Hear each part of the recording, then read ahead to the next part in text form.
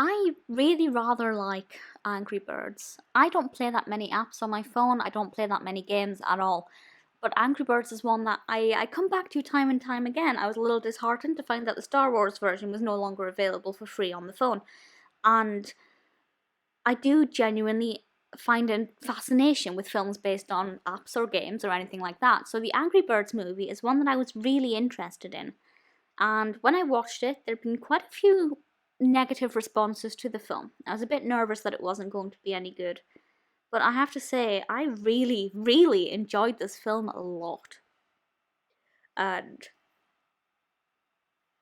I think the main reason, because the narrative was not that thrilling, but I really liked it because the script, the dialogue, was very funny, very witty.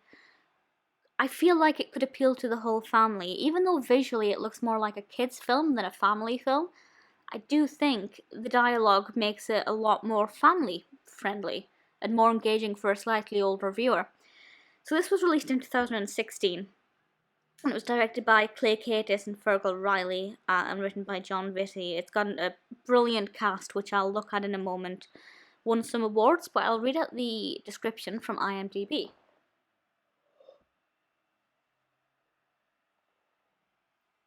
And this says, when an island populated by happy flightless birds is visited by mysterious green piggies, it's up to the three unlikely outcasts, Red, Chuck and Bomb, to figure out what the pigs are up to. So we've got a bit of action going on, a little bit of mystery, they've got to be quite inquisitive. And I really love this because until I'd seen this, I never really gave personalities to the Angry Birds, or indeed to the pigs. I don't know if anybody else does, or if it's pretty common to just play the game without really seeing the characters as actual characters. I just saw them as, to me, they could have just been dots on the screen. I never really gave them personalities.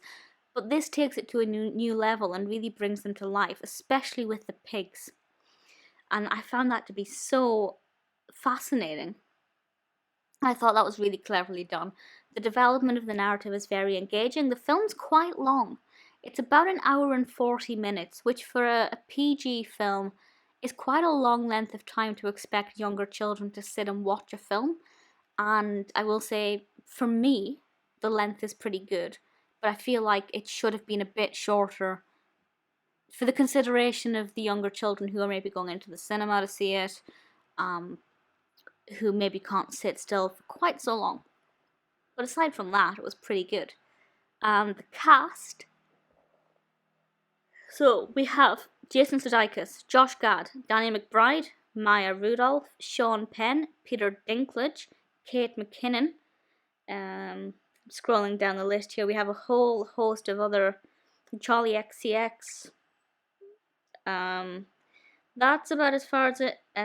Max Charles, and quite a lot of other voices as well who double up and play a lot of different characters, which is always really obviously admirable because, well, it just shows that they can switch from one style to the next.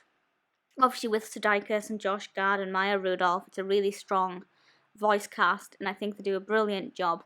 I can't hear them in my head anymore. It sounds weird to say out loud, but what I mean is if I'm playing the app now, I'm not associating the voice from the film with the game. I can kind of separate those two, and I think that's probably a good thing because it means I'm not just constantly hearing Jason Sudeikis in my head.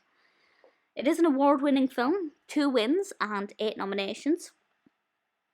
It won the ASCAP Film and Television Music Awards for top box office film. It certainly did very well for itself in the box office, mainly because of the novelty factor, but I do think it deserved it. I'm going to pronounce this incorrectly. The Legio d'Oro Award for Best Cartoon Voice went to Matteo Capatonda. I don't know what that is, but I'm assuming it's a French award.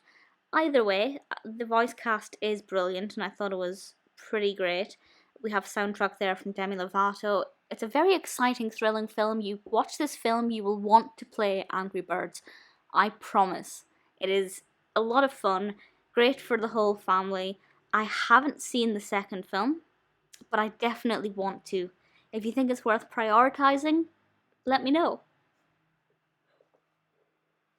But I personally was very happy with it. Apparently, and this is just from IMDb, the UK version cut 3 moments of wordplay on strong language to give it a U rating instead of a PG. So that's pretty fascinating.